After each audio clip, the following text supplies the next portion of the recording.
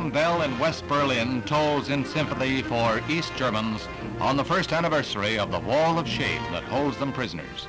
It was just a year ago that authorities in communist Germany, appalled at the numbers who were fleeing to the west, threw up the wall.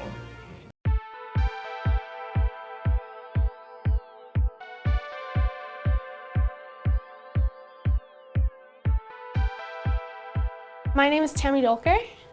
I'm a senior in high school. My family is from Germany. Me and my sister, we've kind of grown up with a mixture of German and American culture. We're in the Wende Museum. I don't know a ton about it. It seems like a really interesting place. Hi, how you doing? Welcome to the Wende Museum. My name is Justin Jampol. I am the director of the Wende Museum. Wende is a word that means transformation or change. We've started about 10 years ago and we are devoted to Cold War history. Wow, everything looks really cool in here.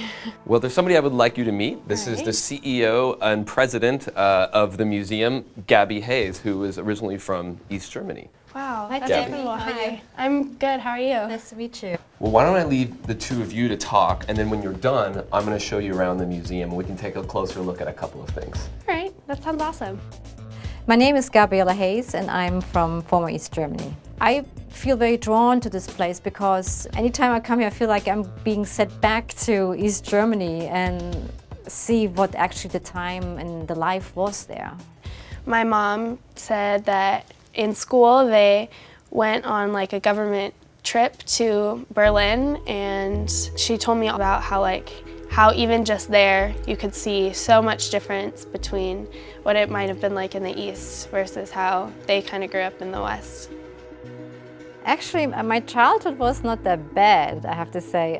As long as you didn't revolt or didn't say anything against the regime, you were safe. I mean, you just go with the party guidelines and you would just follow your school regime and you do whatever they tell you to do. So here we are in the central vault, and this is where we keep all of our collections and store them. These are political scrapbooks that you would have seen at work, at factories, and in schools. Oh yes, I remember that. You were supposed to join the party, and in order to move forward in your career and to go and get your high school degree, you had to be, in the FDJ, which is the Free German Youth Organization. We've got a young pioneer uniform. It's in that famous blue color. Did you have one of these? Yeah, I still remember having this actually, and when I was in the 8th grade. So, and I actually really didn't like it that much.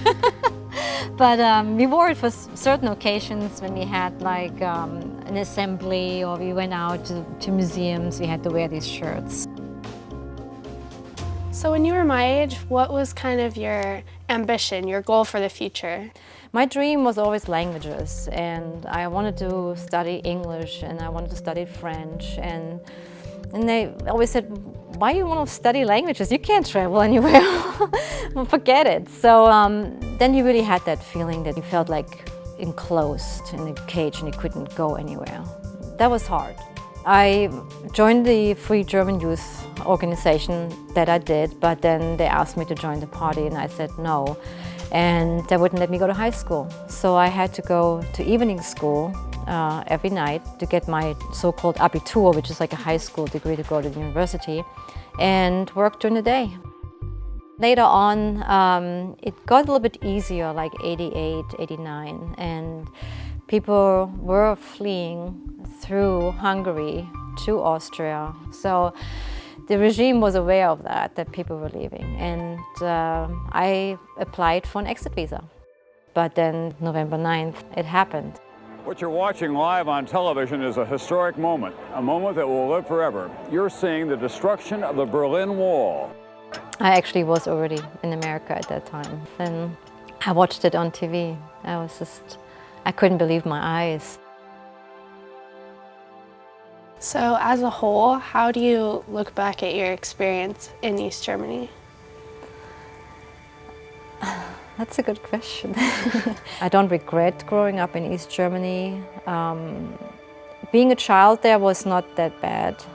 I'm happy I grew up there, but I'm happy I left at a point where I was young enough to leave and start a new life. And I became an American citizen 2 years ago.